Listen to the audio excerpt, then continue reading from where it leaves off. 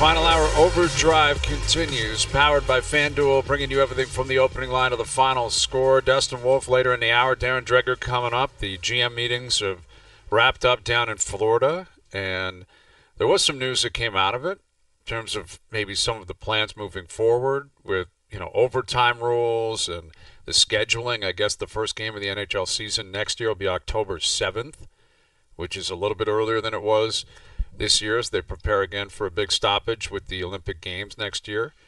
And, we discussed it yesterday that they're going to announce, I guess, every country, 6 players by June 15th, I think it was, or some point in the middle of June, just like they did with the Four Nations. They just want to keep it on people's minds. That's what it is. Don't forget. Yeah, and it's smart play in terms of promotion. That'll be the Cup final. You're in the Cup final and also promote, hey, we're also going to the Olympic Games. Yeah. And the final roster has to be in by December 31st, which is a little bit later than what they did for the Four Nations face-off. Who did we say yesterday for Canada would not be an automatic? Marchand? Marchand won't be an automatic.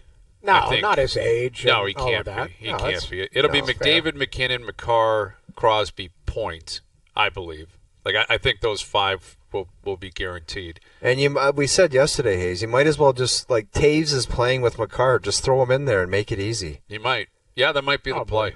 Might be the play. Yeah, he's a great player. The other thing, too, why I could see October 7th, guys, is Labor Day is September 1st this year. Usually sometimes it's like September 5th, September 7th. Labor Day is the 1st of September.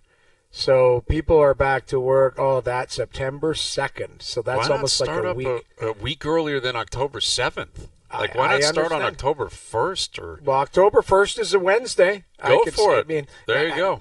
You get guys into training camp let's call it September 10th, and 3 weeks later you're playing your first game. Noodles not even, man. They don't need 3 weeks anymore. Well, they need 2 weeks. I understand that, but what I'm saying is you bring guys in on the 10th, you got the physicals on the 11th, you get through the weekend, you play. I think they should shrink the amount of preseason games to 4, maybe 5 tops. I know, again, owners are going to reach in, and this is all about money, but you shrink it and you get going. I could realistically see, depending on when training camps are scheduled to start next year, you could make it October 1st, but they're talking October 7th, which is a Tuesday. But I keep saying kids will be back to school September 2nd. Exactly. Next year. Get ready. Get rocking. Go time. Yeah. But there's still a lot of games, this season and the Stanley Cup playoffs, which begin a month today, and a lot still up in the air. And you got Leafs Colorado tonight.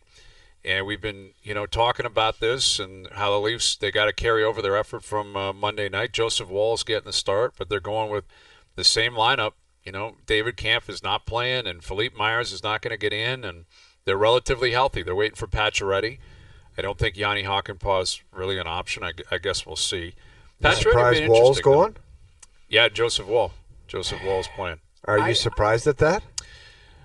No, I'm not. I think when you consider Stolar's got the opportunity against Florida and against Ottawa, there's, Woll has played okay. He hasn't been great the last month and a half statistically, but he didn't get challenged a lot on Monday, but he played pretty well. Yeah. And he's still a guy that they have faith in. Sure. Stolar's is not a Hellebuck, Vasilevsky type where it's automatic. So right. I'm cool with putting Woll in, give him an opportunity. And like you said earlier, Noodles, they played in New York tomorrow. Stolarz is playing that game. Yeah, they're playing one of the games. You choose it on the front end or the back end. And he's from the kind of Jersey area. He's probably got family going to the Garden tomorrow night. That may have been a consideration as well. I think there's a lot of different factors that go into it. But Joseph Woll played well Monday night. So Berube goes, hey, let's go back with him. It's a scenario. Sometimes it's just a gut feeling. It's not laid out 6 weeks in advance. It's just like, hey, let's see how this week shakes out. We're going to have to use both of them. So how are we going to deploy it? That's really what I factor that in. Yeah, absolutely. And then Saturday you're in Nashville, and they still got to go through California. Yeah, they got a couple of big trips still going here, and again the playoffs begin a month today, so it's going to be very busy for the Maple Leafs. The GM meeting's wrapped up down in Florida. Here's our TSN hockey insider Darren Dreger. And Dregs, you were there. You were on the ground. Was there One item in particular, one news item that you think is, stands out above the rest that every hockey fan should be aware of, or what? Yeah, I guess the fact they really drill down on goalie interference. And the good news is they're not. What part about it, Dregs? How are they going to figure out what it is? Well, they tell us that everybody should know what it is, and I'm not convinced that we know, but I can tell you the managers here believe, based on the number of clips that they saw, the contentious goalie interference challenges this year, they're on side with how hockey operations calls it. And I guess to simplify it, and it's not a simple issue, so they boil it down to three things. Okay, is the player in the blue paint, in the crease? How did the player get there? And that's where it gets complex, right? Was he guided in by a defensive player? How did he get there? And then three, can the goaltender play his position, or is he allowed to reset? And then how you kind of navigate around those three things is ultimately how they come down to determining whether it's a good goal or it's a called back goal, and whether they can overturn what was called on the ice. What's interesting to me is, so it's okay, the general manager here are basically in lockstep with how hockey operations calls it, which is good. I mean, the four guys that help make those calls in the situation room have been there since, the goalie interference review was introduced. So they're going to have a GM and a coaches meeting in September. Do we think the coaches are going to see it the same way, or the goalies are going to see it the same way?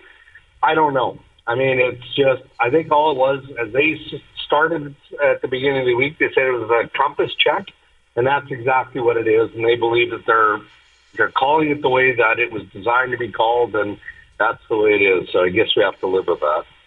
Okay. All right. Well, I don't know what to make of it. I don't know what to make of goaltender interference. Go ahead. I mean, that's the thing. Wasn't Connor Hellebuck in there somewhere talking about goalie interference? Yeah. And you do have to have goaltenders' point of views on it. Sure. For me, it's become like pass interference. It's just, what is it? Define it. I have the five of us could sit down and watch a play, and we might have five different interpretations, or we would have yes or no. But it's just how we arrive at it. I do like the parameters, though, Dregs. You lay it out, how did it arrive? Is it in the crease? All of that. There are parameters.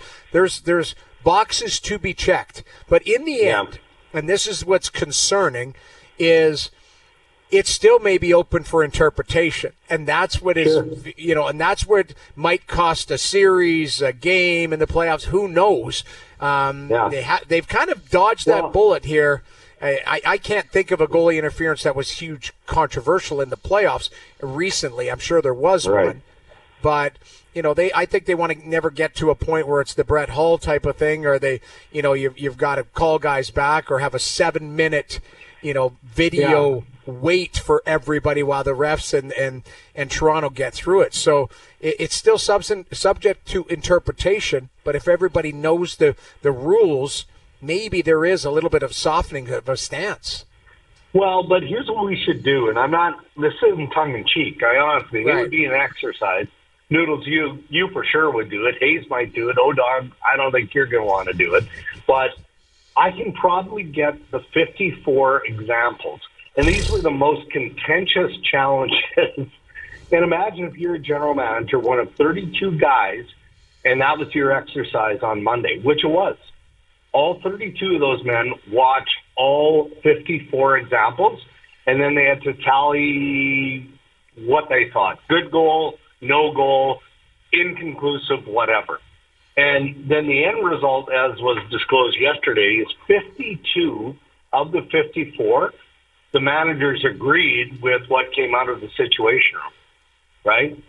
So I'm not sure what that tells us, other than in the eyes of the architects, which are the general manager, they feel like how the system is working right now in video review is best case scenario. I mean, they were inconclusive in 2 of 54 calls. And those were, again, the biggest in Nevada. So, honestly, like, out of respect to you guys, who played the game, Noodles and O-Dog. Yeah. I Continue. Sorry, Brian. We watched probably 10. We didn't watch all 54. They brought the media in on Monday, I think, to look at it. We didn't go through all of them, but most of them we went, okay, we can understand, but it'd be an interesting exercise with some of the analysts around the game to see if they saw it the same way. So in terms of where the CBA is going, I think Bettman said today that he intends on picking up talks with the NHLPA in the spring. Is everything kumbaya at this point? Any reason for anyone to have their back up against the wall? The cap's been revealed for the next 3 years. Everything seems great right now. Is that an honest and accurate assessment or what? I think that's fair, Brian. I do. I think there have been times where either the league or the Players Association would have wanted to engage a bit quicker, probably more Bettman in the NHL. And for a variety of reasons. I mean, the NHL or PA does its tour. Marty Walsh has, gotten to know each team reps, and he's gone through all of that process, and that takes time. So it's a little bit behind schedule. And Bettman was quick to declare, like, okay, well, we've had discussions, but we're not actually in negotiations, and that's going to happen early April. So I think you're right. I don't see anything contentious coming out of the Four Nations face-off where the NHL and the Players Association were partners. I think that was a huge step in the right direction to having that level of harmony. The fact that before that event they announced that they've got salary cap harmony for the next 3 years. So the major kind of stumbling blocks appear to have been resolved, or everybody's just on side. So I'm not saying it's going to happen like with a snap of fingers, but I don't get the sense that there's that one thing where the players are going to dig in and say, well, we're not agreeing to anything unless this happens. And I would say the same thing with the NHL. Dregs, Gary comes out and he always says, I just don't like the idea of changing 1 versus 8. I like the way it is right now. And it's kind of like a player agent speaking for a player where he's basically saying what the player thinks, and Gary says is supposed to represent the owners. So is that what the owners all think? They don't want to look into any kind of change? Because, man, is he ever adamant saying this is the way it's going to be as far as the playoff format, which I think is crazy. Every single time. Yeah, every single time, O-Dog. Every single time. So that's him and the owners, obviously, that think that. Yeah. I mean, he works for the owners. You're right. Right. So, and I wouldn't say that all owners are on side with that. I mean, it's a very selfish discussion because, if you're an owner that, if you're the Toronto Maple Leafs and you end up finishing where you finish, and every year in the first round you get bumped and you're looking at a different scenario, or other teams, for sure, you'd want to explore other avenues. So I would think that, he speaks on the collective for sure. And yes, absolutely, he represents the owners. But when it comes to the idea of changing the playoff matrix, whether it's 1 versus 8 or, look, there wouldn't be many owners who don't think that the idea of expanding the playoffs from 16 to 18 or 20 is a conversation worth continuing to have. Gary just pushes back on it every single time. And I don't know what the magic number is. And I'm not talking about 1 versus 8. I'm talking about, expanding the playoff number here. Do you need to expand to 34 teams before you do it? I know, but he's adamant because he doesn't want it to linger. He wants to shut it down every year at this meeting the way that he does, so that collectively as a media we stop talking about it, yet we always ask the question, for sure. Yeah, he was contentious with it. You could see that he was bullish on it. What about overtime and extra games, all of these things that they are tinkering with, or at least talking about, or at least on the agenda? Any headway with any of it? Not really. They're crafty in how they have manipulated the media over the last number of years. And I know that sounds harsh, And it shouldn't, because it's just supplying data. But they've done a good job. So again, they carried us into the meeting like I described earlier, and we saw the examples of the goalie interference and how those calls went. But they also supplied a myriad of numbers, right, in certain areas of the game. Shooting percentage, like 10.5% across the NHL, 21.6, I think, percent was the success rate in power plays. The number that jumped off the page for me was, I think, the 74, maybe 75% of overtime games 3-on-3 that are decided 3-on-3. And, I mean, it's a good number. I'm happy to hear that, because I'm not a fan of the shootout. I understand it's a spectacle. It's a gimmick. It's something that the commissioner's office has wanted to protect. But I think that's a fair balance. And I think the reason we're even having a conversation about overtime is because of what we saw.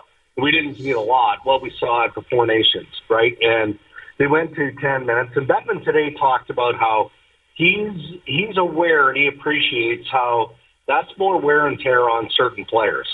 So if, he doesn't speak for Marty Walsh, but if that's the pushback, then the numbers don't bear why you should even consider altering 3-on-3. And I think he's right in that. Like, a 75% scoring rate in 3-on-3, I mean, I think we can live with that. I think that you can pick games where you see players and teams and how they structure the regroup and all of that, and I have issue with that. But, I mean, at a 70%, again, 75% scoring rate, I think everybody's happy with that number.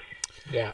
With Darren Dreger, our TSN hockey insider, what's it like being around all those GMs when you consider there's only a month left in the season and they're all in a different position? You know, there's the GM, like Mike Greer, the GM of the Sharks, is in a very different position than Kevin Cheveldayoff. Yeah, well, exactly. Like, what's it like when they're down there and their teams are in a very different position?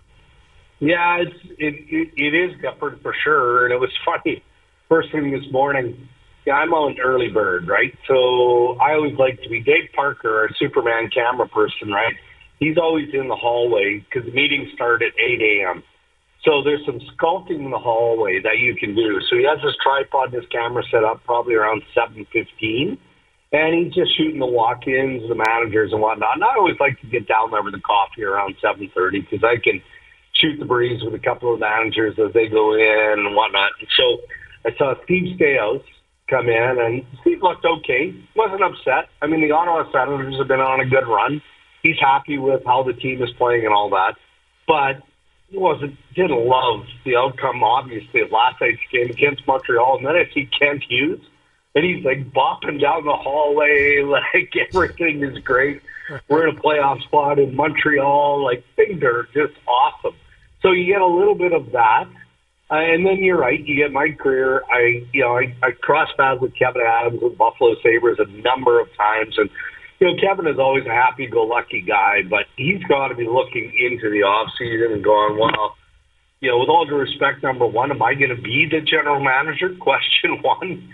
And then if I am, how do I try and fix this? Because it sure sounds like Terry Pagula is getting more involved. It sounds like he's diving into a road trip with Buffalo. Like a 3 or a 4 gamer. Nobody wants their owner on the road. Well, honestly, it's probably just, getting eyes on what's going on and, kind of an owner review of what he's seeing. No, there's nothing he can do. Not at this point, but there's a lot he can do at the end of the season. This comes with, letting people go and spending more money to bring others in. Yeah, that's a John Ferguson Jr. move. We'd lose 7 in a row. He'd be like, I don't like the seating arrangement on the plane. Well, but Pagula's been there for he's watched us for 14 years. Like, that's it. Maybe what's he's he seeing different? Maybe someone should watch him and say, hey, Terry, do you have come on the road. We're going to watch you. Yeah, watch what you're up to. Exactly. Because it's a nightmare. This Dylan Cousins is unreal. Dude, did you see the stat pack on that guy? Yes. Most shots, most hits, most everything. Everything first on the Sens. It's like, is it going to happen again? Is this the new Reinhardt? Like, that leaves and is awesome? Yeah. Feels like it. Yeah.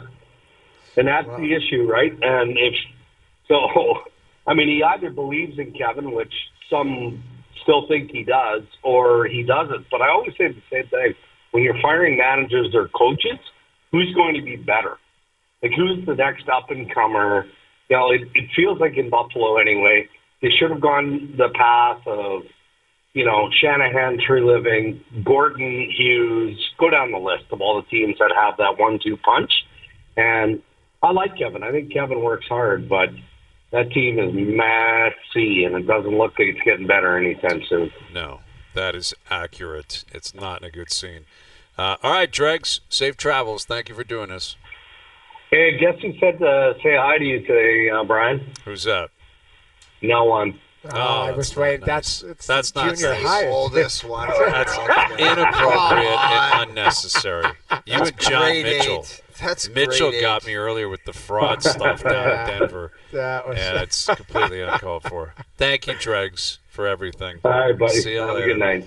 There's Darren Dreger, our TSN Hockey That's like Insider. a high school It comment. is. Or It's like grade 8. Well, exactly. You Why know would who I be asked about you at prepared? the rink the other day? Nobody.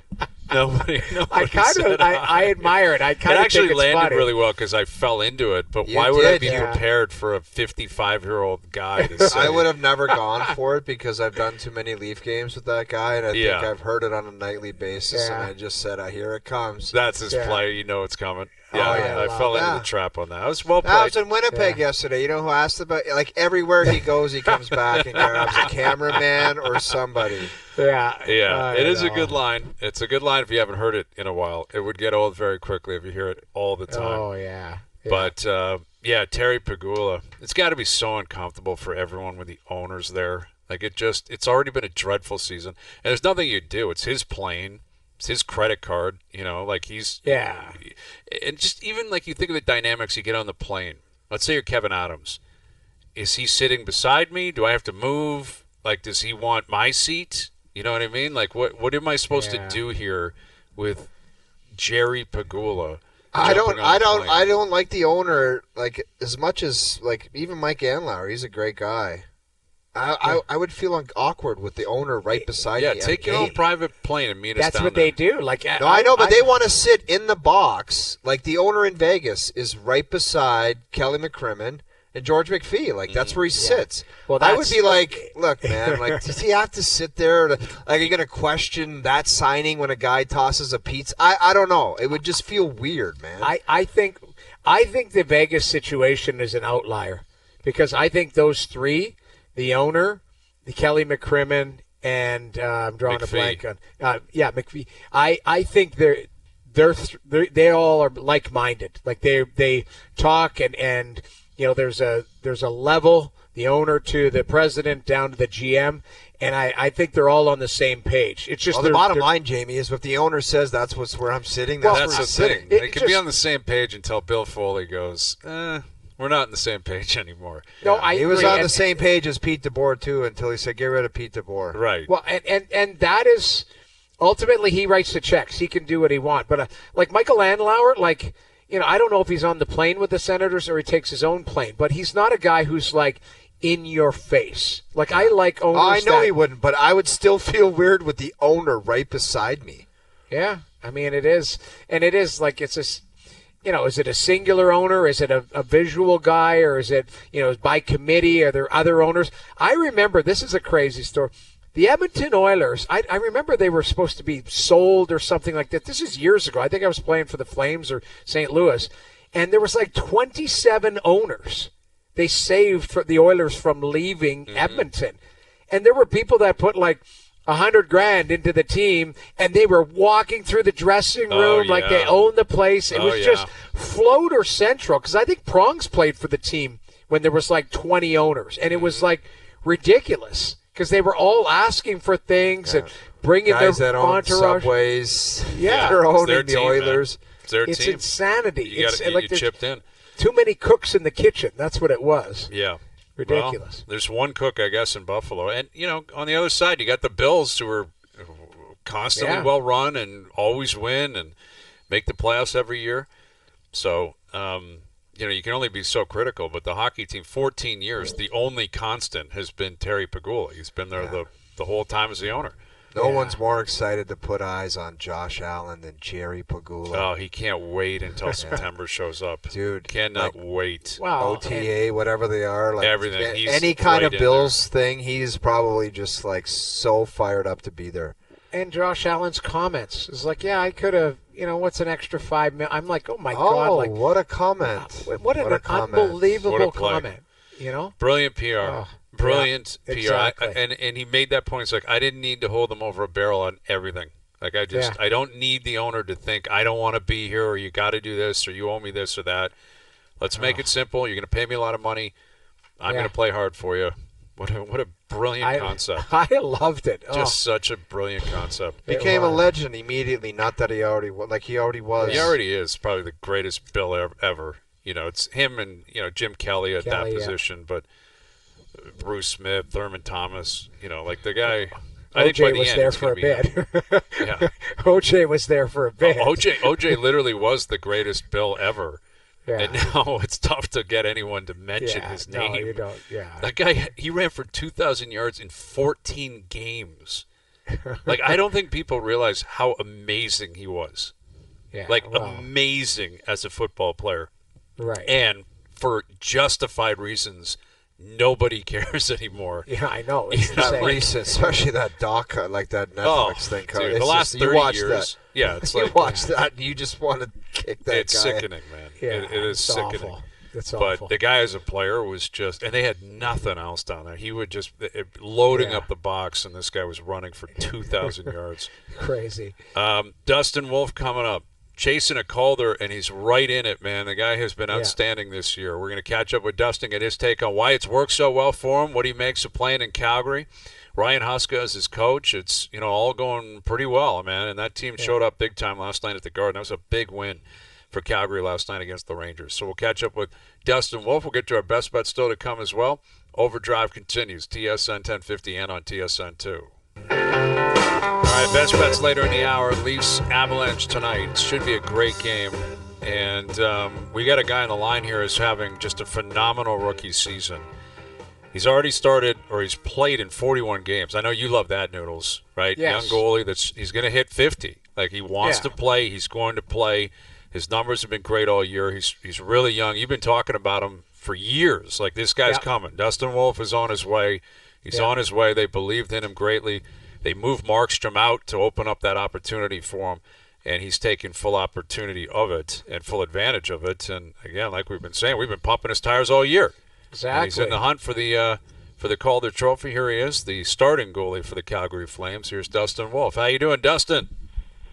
Good. How are you guys? We're doing very well. I think we just pumped your tires enough, but I'm sure you're getting that everywhere. I mean, what has allowed you to be so comfortable in your rookie season in the NHL? You know what? At the end of the day, it's still hockey, right? You're still getting to play the sport you love, and nothing changes with that, right? And the only thing that changes is how good the players on the other side are. And that was it's always an adjustment period, right? You got to figure out how to manage your game and figure out what works best for you. And just kind of has started to click from the start of the year. And obviously, there's still kinks you have to work out along the way, but things are going pretty well. Well, Dustin, you've had, everywhere you've gone, right from the Western Hockey League to the AHL and now to the National Hockey League, you've had success. From the AHL to the National Hockey League, what have you noticed as far as the biggest adjustment, in the shooters and the style of play and everything? Yeah, I mean, the obvious answer would be guys can shoot the puck a little harder and place it better. Guys are crisp with their plays, and they know what they want to do before they execute it. I think that's the biggest thing is there's no dust. It's on their tape, off their tape, and kind of just being aware of what's going on around you is super important, and that's been a big piece of my game this year. And you're playing against the best players in the world, and if you're not ready, they're going to expose you. So it's kind of a treat to get to see everyone's best each and every night, and you're trying to do your best to shut everyone down to the best of your ability. So when you started cooking at the beginning of the season, did you go to the coach and say, I think I should play more, and I think it's kind of early, but I could be the guy? Or did he tell you that? Was it a conversation, or did it just happen organically? No, not at all. I think it just kind of happened as time went on. The first 40 games, me and Vladdy pretty much split equally, and when you're in the moment, you obviously want to play more. You play well, and you think you should be getting more opportunities, but at the same time, they have a good idea on what the plan they had in mind, and it's kind of worked pretty flawlessly if you look back on it now, and really be able to get my feet wet, kind of feel comfortable with the team and the system, and all the extra things that come with playing in the NHL, with the travel and all the other stuff. And so once the midway mark kind of hit, they're obviously happy with how I was playing, and they gave me more opportunities. And it's obviously I'm super grateful for them to give me that chance, and I want to keep proving them right with that. So it's your first full season in the National Hockey League. You got 17 games last year, but now it's full-time job for you. Do you have a favorite rink outside the Dome now, or maybe a favorite team you like to play against, or you've had a little bit of success and you feel real comfortable?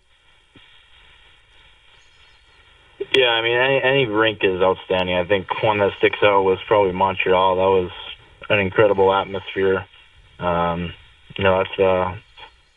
It's the hotbed of hockey, and it's certainly a pretty remarkable building. I think I really enjoy playing against any California team. I think that kind of provides a little extra motivation being from the state, and I've kind of been around all three clubs to some degree, growing up, and just going back to the home state is fun, and you want to show out when you're there, and I certainly have enjoyed playing them thus far. You mentioned California. Like, what was the getting into hockey? Was it just all your buddies did it, or it doesn't seem like a normal? California's baseball, golf. How did it develop in California? You growing up playing hockey? Yeah, my parents had tickets to the Sharks for numerous amounts of years, so that kind of got me into hockey. Honestly, I didn't, like you said, hockey's not big in California. At least it really wasn't at that time, and so my mom just took me skating one day, and next thing you know, you're enrolled into like the Learn to Play program, and it kind of flies by after that, and the next thing you know, you're strapping on pads and you're getting in front of rubber, and here we are. It's kind of crazy how things. How did the pads start, though? Most parents say, my kid's not playing goalie. Yeah, I mean, I don't think I really gave my parents much of an option. I was always the one to volunteer to stand in the net with player gear, and at that time I didn't really have goalies for teams. But I just said, screw it, let's do it, and they were fully behind me on it, and it's worked out thus far. So my understanding is you were a Nabby fan first, Nabokov, and then on to Jonathan Quick. Can you imagine your goaltender coach, Barb's right now, saying if you made a skate save like Nabokov, there's no chance you could play like him in the National Hockey League right now, but I do believe he was one of your idols early on, was he not? Absolutely. Nabby was the guy I grew up watching, and he's a one of a kind, and I'm very grateful to have been able to cross paths with him, over the last few years. Playing in the American League, he would watch the Barracuda a bunch, so I'd see him walking around the rink and kind of shoot the shit with him a little bit, and he's a one of a kind dude. And obviously, when I moved to LA, Quickie was in the middle of his ridiculous years there, and I was kind of around the organization, with Rob Blake and Nelson Emerson being our coaches growing up, and so when they won 2 cups and I got to just kind of be around that atmosphere was pretty neat, and obviously pretty cool to see Quickie on the other side. Obviously, I haven't gotten to play against him, but he gifted me a stick in the mid part of the season, and that'll certainly be hung on my wall forever. With Dustin Wolf of the Calgary Flames. So as of now, it seems like it's a 3-horse race for the Calder. You mentioned playing in Montreal. Lane Hudson would be right there. Playing against San Jose, that would be Macklin Celebrini. You've referenced both markets now, and those are two guys you're kind of battling with. Do you see it that way? Like, is it a battle in terms of these individual awards, and how do you balance, that, which would be an incredible achievement, with the fact that you guys are also in a playoff hunt right now? Yeah, I think the battle right now is the playoffs. I don't ever want to look at, individual accolades and say I'm pushing for something when the reality of it is I don't have control of that, right? I have control of stopping as many pucks as I can and helping our team get 2 points every night. And, our team has battled each and every game all year, and we're continuing to prove people wrong. And, getting into the playoffs is the number one priority. And if the individual stuff comes along with that, then, I'll take it. Absolutely. Well, you're deserving of it the way you've been playing. I mean, it's been a great year. Your team got a big win last night at the Garden. That I'm sure was a really cool scene, and we're pulling for you guys. So good luck the rest of the way, Dustin. Good luck again with the Calder pursuit, and we appreciate you doing this today. Thank you. No, thanks, guys. Thanks for having me on. You got it. Dustin Wolf of the Calgary Flames and of Gilroy, California. Yeah. Which is just south of San Jose. A ton of players, man, in the NHL that would never... Who knows? Like, what the hell would they be doing? They'd probably be a pro athlete in a different sport. But yeah. Like, there's a perfect example of it. My parents had tickets to the Sharks, so I just was like, I like it. This is something I'll play. Well, and it all goes back to Gretzky going to L.A. Exactly. Like, he mentioned, like, the little Sharks club or whatever. Like, that's like how these teams have embraced the community and got gear for people. And you see it. Austin Matthews talks about it all the time. Mm-hmm. Like, the kid from Phoenix, like, if Shane Doan was his idol, like if Gretzky didn't take it south of the border or get traded, whatever, not him, but get traded down there, to me, hockey has grown so much, and a lot of these markets are spitting out some great players. Joe from the Bridge put in our chat. Nick Robertson is a Cali boy with the Robertson brothers. Right, like, absolutely. It's there's like players, like good players being developed in Florida now. Yes, because the program there. Yeah. But a lot of retired Panthers. You go down there, it's Joseph Stumple. It was Ole Jokinen. Those guys are working at the academy, hanging out, allowing their kids to grow up into it. It's second-generation players, and then it's going to be third-generation players pushing through. St. Louis is a hotbed. The Kachuk brothers, because of Keith and a lot of guys have come out of there. You're seeing now these pockets. It's not just Boston and Minnesota, where, that for years, in Michigan and, places like that were more north, that were almost Canada anyway. And you get NHL players putting their kids in programs, they're going to have a voice, and they're going to say, that's not good enough. That's they can. I always remember playing with guys who were like, hockey parents are crazy. Yeah. And guess who's the craziest ones of all? NHL hockey players when their kids are in hockey. I couldn't believe it. It was like all they said, and it's true, hockey parents are crazy, but NHL hockey parents, I think, are the craziest. Well, not at this house, I'll tell you that. No. I'm not yet. I mean, my son's 7, there.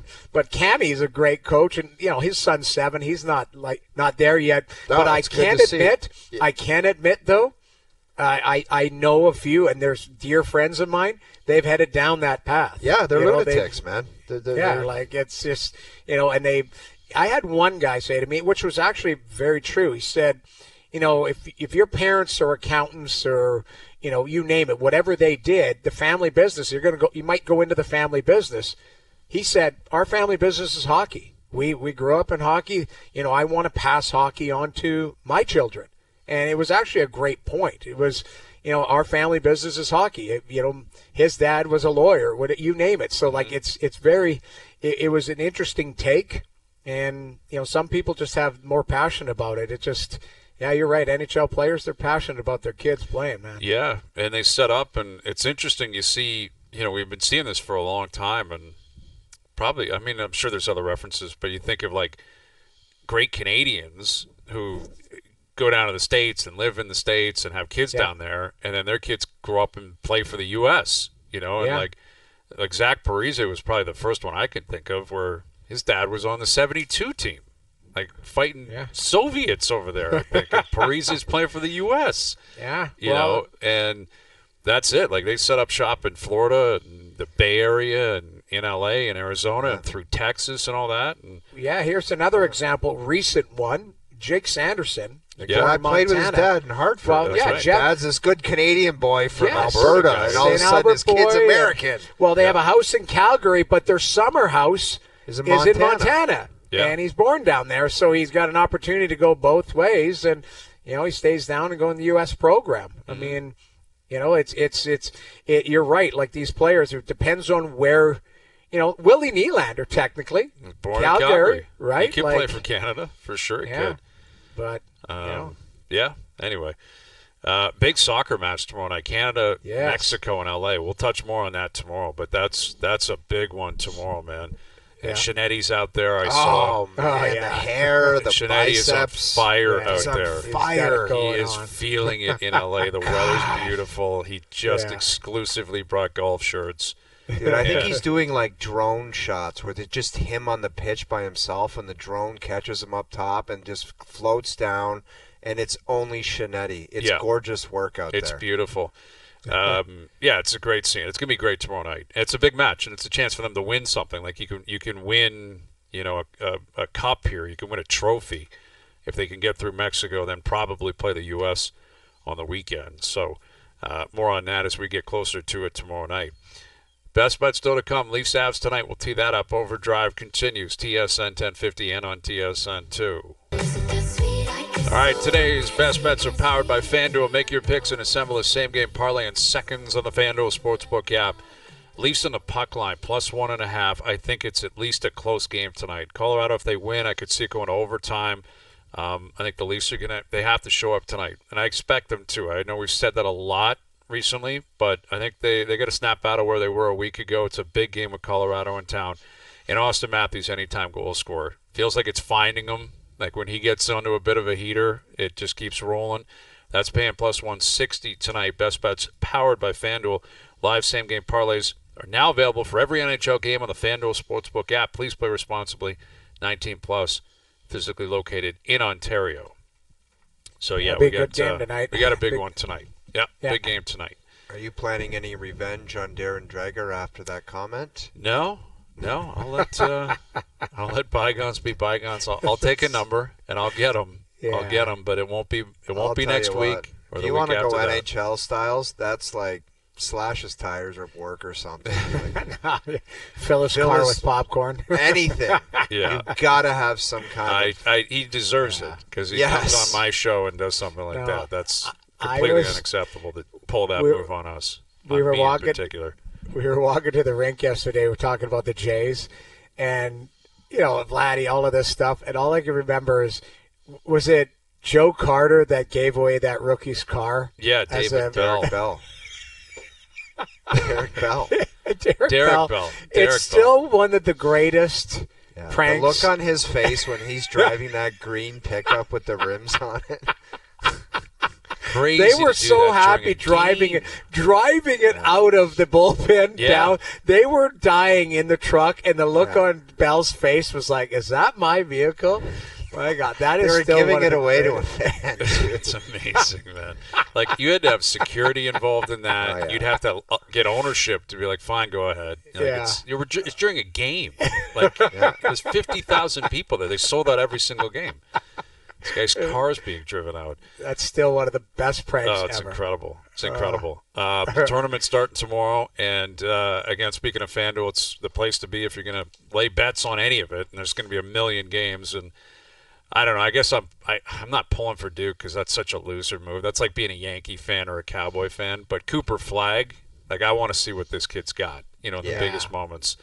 And Auburn, I was talking to Feschuk yesterday, they've got guys that are like 24, 25 on that team making big NIL money. I think they're going to show up. They're a 1 seed. They kick the tournament off tomorrow, I think. So we'll see what comes of it. Lots of coverage on that as we move forward. And full breakdown, obviously, Leafs Avs as well coming off the game tonight.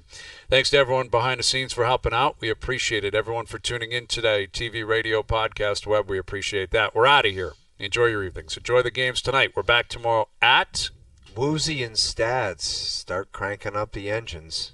You know what's up. The Butler cabin and some whiskey. 4 p.m. We'll chat then.